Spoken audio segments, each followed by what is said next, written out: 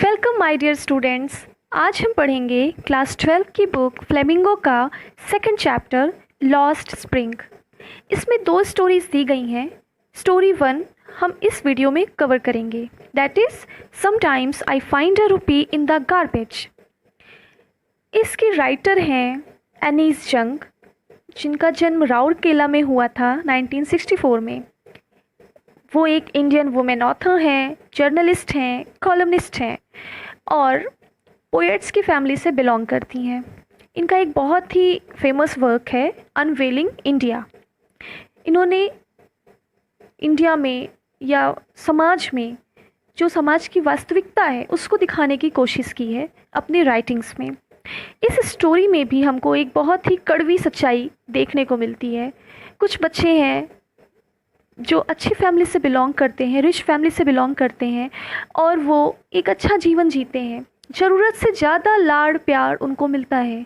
दूसरी तरफ कुछ बच्चे ऐसे हैं जो पुअर फैमिली से बिलोंग करते हैं और उनको जीने के लिए जो ज़रूरी सामान है वो भी नसीब नहीं होते हैं। तो इस स्टोरी में हम यही देखेंगे किस तरीके से एक बच्चा नहीं, बच्चों का ग्रुप, पुअर फैमिली से बिलोंग करने वाले बच्चे अपने लाइफ के उस हिस्से में जो सबसे ज़्यादा खुशियों से भरा होता है, इन्जॉयबल होता है, यानी कि चाइल्डहुड, उसमें जिम्मेदारियों के बोझ के तले दब जाते हैं, अपना बचपना वो खो देते हैं। तो चलिए शुरू करते हैं हम।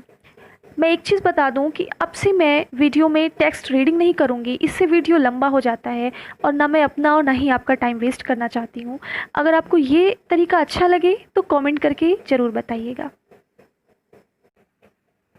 हर सुबह राइटर एक छोटे से बच्चे को देखती थी जो उसके घर के पास आता था और वो बच्चा एक रैग पिकर था।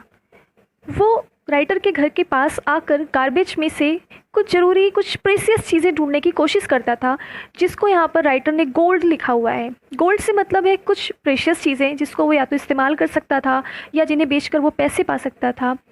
तो यहाँ लाइवलीहुड के लिए राइटर ने गोल्ड यूज़ किया है। उस बच्चे का नाम साहिब था।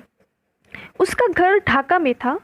ढाका में बहुत ही ग्रीन फील्ड्स के बीच में उसका घर था और उसे अपना घर छोड़े हुए बहुत समय हो गया है, बहुत साल हो गए हैं और अब उसको उसके बारे में ज़्यादा कुछ याद नहीं है। वो एक डिस्टेंट मेमोरी में नहीं रह गई है, मतलब वो बहुत धुंधली धुंधली सी यादें हैं और ज़्यादा कुछ नहीं पता है। उससे उतना ही पता है जितना उसकी माँ ने बताया है। और उसकी माँ ने बताया था कि बहुत ज़्यादा तूफ़ान आया था, स्टॉर्म्स की वजह से उनका घर और उनका फील्ड, उनका खेत मैदान सब बर्बाद हो गया था, जिसके बाद उनको अपना घर छोड़ना पड़ा था और वहाँ से उन्हें बड़े शहर में, दूसरे शहर में जाकर शिफ्ट होना पड़ा था गोल्ड के लिए। गोल्ड से मतलब सोना नहीं है, गोल्ड से मतलब है लाइवलीहुड के लिए, अपना जीवन यापन करने के लिए जो ज़रूरी सामान है, ज़िंदगी जीने के लिए जो ज़रूरी चीज़ें होती हैं, कमाना होता है, जिन्हें अर्न करना होता है। तो वो अर्न करने के लिए लोग एक शहर से दूसरे शहर जाते हैं ना। तो ये बांग्लादेश से आ गए थे बड़े शहर में, दूसरे शहर में, अभी हम आगे देखेंगे। वो बच्चा यानी साहिब राइटर से कहता है कि और मेरे पास करने को कुछ है ही नहीं। राइटर बहुत ही कॉन्फिडेंटली और बिना कुछ सोचे विचारे उससे बोलती है कि स्कूल जाओ ना। फिर राइटर को फील होता है कि उसका ये एडवाइस तो बहुत ही मीनिंगलेस है, यूज़लेस है, क्योंकि वो गरीब बच्चा जो कूड़े करकट में से अपनी ज़िंदगी की ज़रूरी सामान ढूंढ रहा है, वो स्कूल कैसे जाएगा। राइटर फिर बाद में ये रियलाइज़ करती है। बच्चा उसे जवाब देता है कि मेरे घर के आसपास कहीं कोई स्कूल नहीं बना हुआ है तो मैं कैसे जाऊँगा। फिर राइटर थोड़ा जोक करते हुए कहती है कि अगर मैं स्कूल शुरू करूं तो क्या तुम आओगे पढ़ने। बच्चा कहता है कि हाँ बिल्कुल। और फिर कुछ दिनों के बाद में राइटर देखती है कि वो बच्चा उसके पास आता है और पूछता है कि क्या आपका स्कूल बनके तैयार हो गया है। राइटर बहुत ही एम्बैरेस्ड फील करती है और बोलती है कि स्कूल बनने में बहुत समय लगता है, लंबा टाइम लगता है। और राइटर एम्बैरेस्ड इसलिए फील करती है क्योंकि उसे फील होता है कि उसने ऐसा प्रॉमिस किया है जिसका कोई मतलब नहीं था, जिसको वो नहीं पूरा कर सकती, उसने बस यूं ही कह दिया था। और राइटर आगे कहती है कि ये जो गरीब लोग होते हैं, ये जो गरीब बच्चा है, इसके जीवन में ऐसे बहुत सारे लोग होंगे जो एम्प्टी प्रॉमिसेस करते हैं, बिल्कुल राइटर की तरह, जिनको वो कभी पूरा नहीं करने वाले। लेकिन इस बच्चे की ज़िंदगी के कोनों में, लाइफ के हर स्टेप में ऐसे लोग उसको मिलेंगे जो उससे झूठे वादे करते रहेंगे। ब्लैक मतलब होता है एम्प्टी। कुछ महीने हो गए थे, लगभग 1 महीना हो गया था, राइटर उसे जानने लगी थी और एक बार राइटर ने उसका नाम पूछा तो उसने अपना नाम बताया, साहिबे आलम। राइटर कहती है कि उसको अपने नाम का मतलब भी नहीं पता है। अगर उसे उसके नाम का मतलब बताया जाए, जो कि होता है लॉर्ड ऑफ द यूनिवर्स, तो उस बच्चे को तो विश्वास ही नहीं होगा इस पर कि उसके नाम का ये मतलब है। जो बच्चा सड़कों पर ऐसे टहल रहा है, घूम रहा है, उसे अपने नाम का मतलब पता ही नहीं कि उसका नाम कितने बड़ा मतलब शो करता है, रिप्रेजेंट करता है, और वो ऐसे सड़कों पर टहल रहा है। आगे वो कहती है कि जो बच्चा है, साहिब है, और उसके जो फ्रेंड्स हैं, उसके ग्रुप को राइटर कहती है an army of bear foot boys, यानी नंगे पैर वाले आर्मी है ये सब, जो कि सुबह की चिड़ियों की तरह से सुबह दिखाई देते हैं और दोपहर होते होते ये सब गायब हो जाते हैं। अब सुबह चिड़िया आती है ना खाने की तलाश में, या जब भी हमारी सुबह आँख खुलती है तो हम चिड़ियों की चहचहाट ज़रूर सुनते हैं। तो राइटर भी जब सुबह देखती है तो वो उस गार्बेज में से सामान बीनने के लिए वहाँ पर वो लोग दिखाई देते हैं, बच्चों का झुंड दिखता है, और दोपहर तक वो लोग चले जाते हैं बिल्कुल उसी चिड़ियों की तरीके से। राइटर कहती है कि कुछ महीने बीत गए थे और अब लगभग राइटर उन सभी बच्चों को पहचानने लगी थी। उन्हीं बच्चों में से एक से राइटर ने एक दिन पूछा कि तुमने चप्पल क्यों नहीं पहन रखी है, चप्पलें कहाँ है तुम्हारी? तो वो बच्चा बहुत ही सिंपली आंसर करता है कि मेरी मम्मी वहाँ शेल्फ से उठाकर मुझे देती ही नहीं है चप्पल, तो मैं पहनूँ कैसे? फिर उसी में से दूसरा बच्चा क्या बोलता है, even if she did he will throw them off. दूसरा बच्चा जिसने शूज़ पहन रखे थे लेकिन वो शूज़ उसके बिल्कुल मैच नहीं करते थे, यानी अलग अलग जोड़े पहन रखा था, वो बच्चा कहता है कि अगर इसकी माँ इसको दे भी देगी तो ये उठा के उसको फेंक देगा। फिर राइटर जब उस बच्चे के शूज़ के ऊपर कमेंट करती है तो वो बच्चा अपने शूज़ को शफल करने लगता है, मतलब इधर उधर छिपाने लगता है और कुछ नहीं कहता है। और तीसरा बच्चा एक बोलता है कि मुझे भी शूज़ चाहिए। उस बच्चे ने अपनी लाइफ में कभी भी शूज़ देखा नहीं, मतलब पहना नहीं था, कभी भी नहीं उससे पहना था शूज़। और इस तरीके से राइटर आगे कहती है कि जब मैं कंट्री में इधर उधर ट्रैवल करती हूँ तो मैं बहुत सारे बच्चों को देखती हूँ, शहर हो या गांव हो, जो रोड पर नंगे पाँव चलते हैं, ना चप्पल होता है ना जूता होता है। और ऐसा नहीं है कि ये सिर्फ पैसों की कमी की वजह से है, कई जगहों पर ये एक परंपरा भी होती है नंगे पाँव रहना, ऐसा उनका एक्सप्लेनेशन होता है। जो लोग नंगे पाँव रहते हैं वो ये भी कहते हैं कि अरे ये तो हमारी परंपरा है नंगे पाँव चलना। और राइटर कहती है कि मुझे तो ये लगता है कि शायद अपनी गरीबी को, ऐसी कंडीशन, ऐसी पॉवर्टी जो कि ख़त्म नहीं होने वाली थी और उनको पता है कि वो अफोर्ड नहीं कर सकते हैं, तो इसके लिए उन्होंने एक एक्सक्यूज़ ढूंढ लिया था ये, और वो यही बता रहे थे। फिर राइटर आगे बोलती है कि उसको एक स्टोरी याद आती है। उडुपी कर्नाटक का एक शहर है, तो कहती है एक जगह है कर्नाटक में, उडुपी से एक आदमी था, उसने राइटर को एक बार एक चीज़ बताई कि जब वो छोटा बच्चा था और वो स्कूल जाता था तो एक मंदिर पड़ता था रास्ते में, पुराना मंदिर था, जिसमें उस बच्चे के पापा, उस आदमी के, जो आदमी स्टोरी सुना रहा है, उसके फादर प्रीस्ट थे, वहाँ पुजारी थे। तो जब वो मंदिर जाता था तो वहाँ थोड़ा सा रुकता था और भगवान से प्रार्थना करता था कि भगवान मुझे एक जोड़ी जूते दिलवा दीजिए। तो ये स्टोरी सोच लीजिए, एक बच्चा ऐसे प्रे कर रहा है जिस मंदिर में भगवान के यहाँ उसके पापा पुजारी हैं, लोग बड़ी बड़ी चीज़ें भगवान से मांगते हैं, और उस पुजारी का बच्चा उस मंदिर में क्या मांगता है, एक जोड़ी जूते मांगता है। तो ये स्थिति है। 30 सालों के बाद में राइटर उस टाउन में जाती हैं और उस मंदिर को विज़िट करती हैं, तो वहाँ पर तो बहुत ही सारी चीज़ें एकदम, बहुत ही सन्नाटा होता है, सुनसान देखती हैं, अभी उतनी भीड़ भाड़ गाँव में नहीं रह गई है। और फिर जब वो पीछे वहाँ मंदिर के पास जाती हैं तो एक उनको वहाँ नया पुजारी मिलता है, और वहाँ पर रेड कलर के और वाइट कलर के प्लास्टिक चेयर्स रखी हुई थी, और एक छोटा सा बच्चा भागते हुए आता है जो हाफ रहा है क्योंकि अभी वो स्कूल से आया हुआ है, उसने यूनिफॉर्म पहना है, अच्छा सा सॉक्स पहना है, शूज़ पहना है, और आते ही जैसे छोटे बच्चे क्या करते हैं, घर आते ही अपना बैग उठा करके इधर उधर बेड पे फेंक दिया, तो वो बच्चा भी फोल्डिंग बेड पे अपना बैग फेंक देता है। और उस बच्चे की तरफ देखते हुए राइटर को याद आता है वो प्रेयर, जब कभी एक बच्चा भगवान के सामने खड़ा होकर मांगता था कि भगवान मुझे एक जोड़ी शूज़ दिला दीजिए, let me never loose them, और वो शूज़ कभी भी मुझसे दूर ना हो, मतलब इतना मेरे ऊपर आपकी कृपा रहे कि एक जोड़ी जूते तुम हमेशा अफोर्ड कर सकूं। और भगवान ने भी कहा तथास्तु, मतलब हाँ बिल्कुल। तो यहाँ पे ये रिलेट कर रही हैं, राइटर बोल रही हैं कि कभी उस मंदिर का पुजारी, उसका बेटा एक जोड़ी शूज़ मांगता था, आज इस मंदिर में दूसरा पुजारी है, लेकिन भगवान ने उसकी प्रार्थना सुनी, और अब जो मंदिर का पुजारी है वो इतना, उसका लेवल स्टैंडर्ड ऊंचा हो गया है, मतलब उसके पास इतना वो अफोर्ड कर सकता है कि खुद भी ढंग के कपड़े पहन सकता है, अपने बच्चे की भी ज़रूरतें पूरी कर सकता है, स्कूल भेज रहा है उसे, उसके पास जूते हैं, उसके पास सॉक्स हैं, यूनिफॉर्म है अच्छा। तो अब ये थोड़ा सा जो चेंज आया है, इसको देख करके वो थोड़ा हैप्पी होती हैं। लेकिन फिर उनको याद आता है कि ऐसे बहुत सारे बच्चे हैं जो मैं देखती हूँ, जो रैक पिकर्स हैं मेरे घर के पास में, वो सब बेचारे शूज़लेस हैं।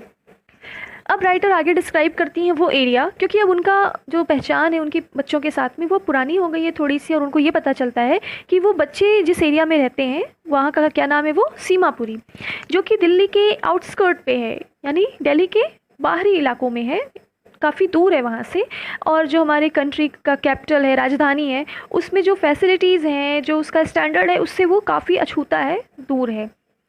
अब आगे बताती हैं कि 1971 में ये रैग पिकर्स यहाँ माइग्रेट करके आए थे बांग्लादेश से, और तब ये एरिया एक वेस्टलैंड था, यानी वहाँ पे कोई रहता नहीं था, वो एकदम बेकार सी जगह थी, ऐसे ही पड़ी हुई थी। और सीमापुरी अभी भी वेस्टलैंड है, लेकिन बस अब फ़र्क क्या है कि अब ये एम्प्टी नहीं है, यहाँ पे 10,000 रैग पिकर्स रहते हैं, और वो जिस स्ट्रक्चर के अंदर रहते हैं वो मिट्टी से बना हुआ है, उसकी छतें बहुत पतली शीट से बनी हुई है, टिन के शीट से बनी हुई हैं, एक प्लास्टिक मटेरियल होता है जिसको टारपोलिन कहते हैं, उससे बना हुआ है। वहाँ पे नालियों का पानी बहने का ऐसी कोई फैसिलिटी नहीं है, वो अभी भी वेस्टलैंड ही है, बस फ़र्क इतना है कि वहाँ ये बेचारे रैग पिकर्स रह रहे हैं, और वो जहाँ रहते हैं वो बहुत ही अनहाइजीनिक कंडीशन है, और वो सिटी का गार्बेज वहाँ पे कलेक्ट किया जाता था, ऐसी जगह पे वो रहते थे। तो ये लोग वहाँ पर एक इलीगली तरीके से रह रहे हैं।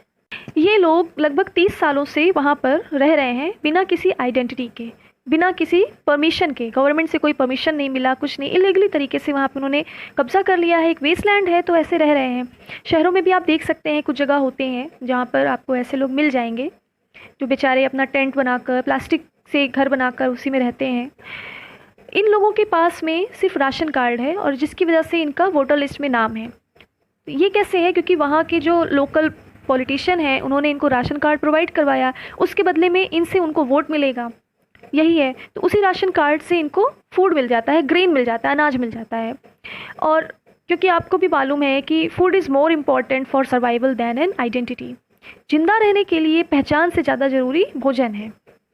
राइटर एक बार वहाँ पर कुछ औरतों से पूछती हैं कि why they left their beautiful land of green fields and rivers. Dhaka में उनकी हरी भरी खेत थी, वहाँ नदी थी, वहाँ सब अच्छा था, फिर वो उसको छोड़ करके यहाँ क्यों आ गए हैं? तो वहाँ पर जो औरतें थीं, उन औरतों में से एक औरत बोलती है, जिसकी साड़ी फटी चिटी थी, वो बोलती है कि if at the end of the day we can feed our families and go to bed without an aching stomach, अगर दिन समाप्त होने के बाद में हम अपने फैमिली को भोजन खिला सकते हैं और भूखे पेट, यहाँ पे चुभते हुए स्टमक से मतलब है कि अगर पेट में भोजन है, खाली पेट नहीं है, तो वो चुभेगा नहीं ना। तो अगर दिन समाप्त होने के बाद हमारे परिवार के लोगों का पेट भरा हुआ है और वो आराम से सो सकते हैं, बेड पे जा सकते हैं, तो इस जगह रहना ज़्यादा अच्छा है बजाय कि उस हरे भरे फील्ड में जो हमको कोई अनाज नहीं दे रहा था। ये लोग जो रैग पिकर्स हैं, जहाँ कहीं भी इन्हें भोजन मिल जाता है, ये वहीं पर अपना टेंट डाल करके अपना एक टेम्प्ररी होम बना लेते हैं। ट्रांजिट होम्स का मतलब है टेम्प्ररी होम। और ये बच्चे ऐसे ही घरों में पलते हैं, पोषते हैं और बड़े होते हैं, और बड़े होने के साथ साथ धीरे धीरे ये अपने पेरेंट्स के साथ में पार्टनर बन जाते हैं, यानी उनकी हेल्प करते हैं रैग पिकिंग में, सर्वाइवल में वो भी हेल्प करने लगते हैं। और सीमापुरी में सर्वाइवल करने का मतलब सिर्फ यही है कि आपको रैग पिकिंग करनी है, क्योंकि पहले हमको पता चल चुका है कि एक वेस्टलैंड है, वहाँ पे बहुत सारा पूरे शहर का गार्बेज आता है, तो उसमें से ये लोग काम की चीज़ें ढूंढते हैं, निकालते हैं, और वर्षों से यही उनके सर्वाइविंग का एक जरिया रहा है, मेंस रहा है। गार्बेज उनके लिए गोल्ड के जैसा है। It is their daily bread, a roof over their heads. उसी गार्बेज में से ये कभी कुछ ज़रूरी के सामान पा जाते हैं, कभी कुछ ऐसे सामान मिल जाते हैं जिसको बेच करके ये कुछ अनाज पानी खरीद लेते हैं, और इसी गार्बेज में से इनको कभी कोई पतली शीट मिल जाती है, टूटे फूटे डैमेज कोई टिन का या कुछ भी शीट मिल गया, तो उससे ये अपना छत बना लेते हैं, अपने उस टेंट के ऊपर, घर के ऊपर छत लगा लेते हैं, भले ही वो लीक कर रहा हो, क्योंकि उसमें से अच्छी चीज़ें तो मिलेंगी नहीं, टूटी फूटी चीज़ें ही मिलेंगी।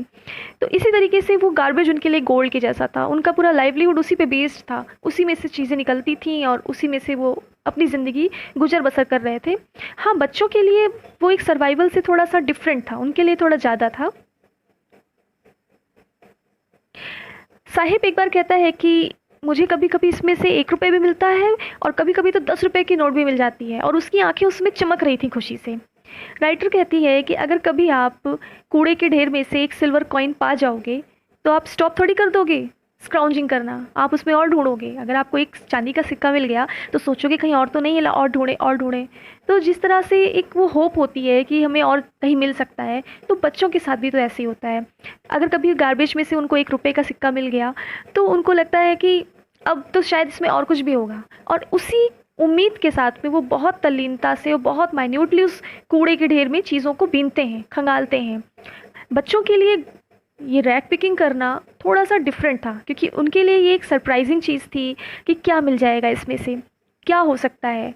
मतलब उनके लिए एक सरप्राइज़ था जो उसमें छिपा हुआ था, और जो बड़े लोग थे उनके लिए ये जीवन जीने का एक जरिया था।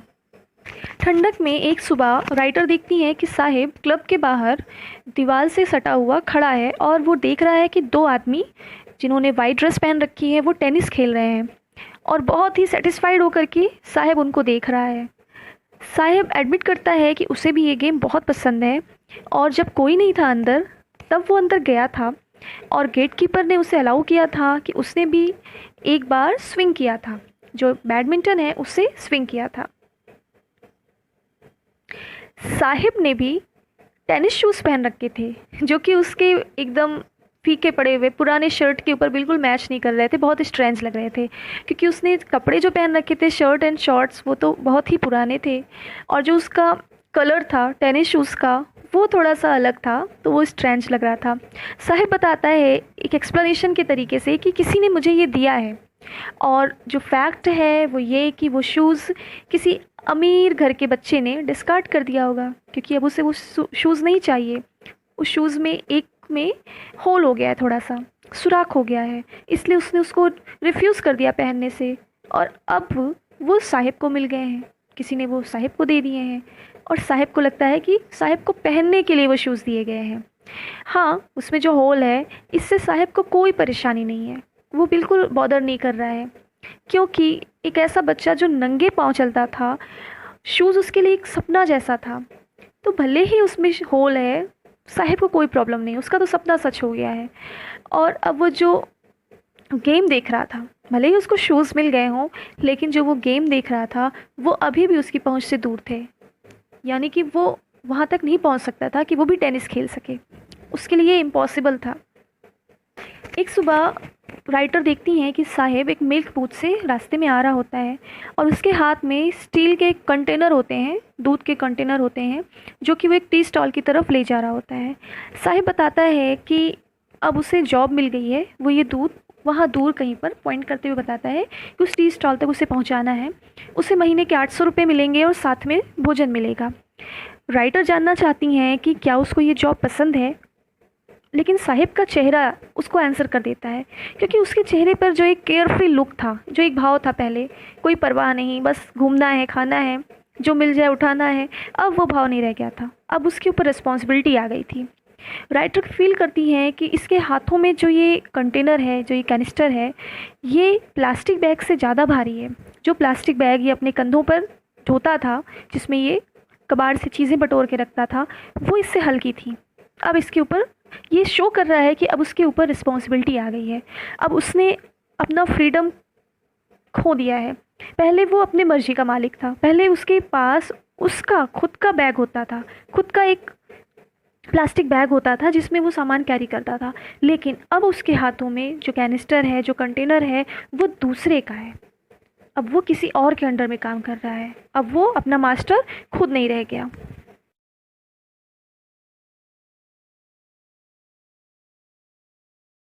अब वो बच्चा किसी और के अंडर में हो गया है, अब वो अपना मालिक नहीं रह गया है।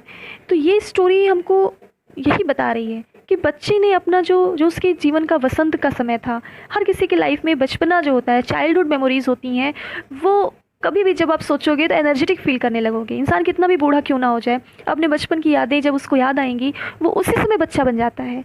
लेकिन ये बच्चे जो रैक पिकर होते हैं, जो अनाथ होते हैं, इन बच्चों के जीवन में वसंत क्या है? इनके लाइफ में तो कोई स्प्रिंग है ही नहीं। ये जब भी याद करेंगे तो इनको यही जिम्मेदारियां याद आएंगी, इनको यही संघर्ष याद आएगा। तो इस स्टोरी में हमने यही देखा कि एक बच्चा है, उसकी लाइफ में स्प्रिंग सीज़न आया ही नहीं, वो बेचारा शुरू से जिम्मेदारियों और संघर्ष के बीच में जूझ रहा है। तो काफ़ी इमोशनल स्टोरी थी और ये हमारे समाज की एक सच्चाई भी है। आप खुद अपने आसपास देखोगे, आपको इतनी फैसिलिटीज़ मिली हैं, आप पढ़ाई लिखाई कर रहे हो, स्कूल में जा रहे हो, बुक्स कॉपीज़ हैं, आपको उसकी वैल्यू नहीं है।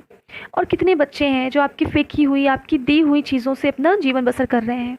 तो उनकी तरफ हमें थोड़ा सा काइंड होना चाहिए और अपने आप को अभी से थोड़ा रिस्पॉन्सिबल बनाना चाहिए कि आप आगे चलकर इनके लिए कुछ कर सको। सो ये स्टोरी कैसी लगी, एक्सप्लेनेशन कैसा लगा? मैंने कोशिश की है कि आपका टाइम कम वेस्ट हो और आप ज़्यादा समझ सकें।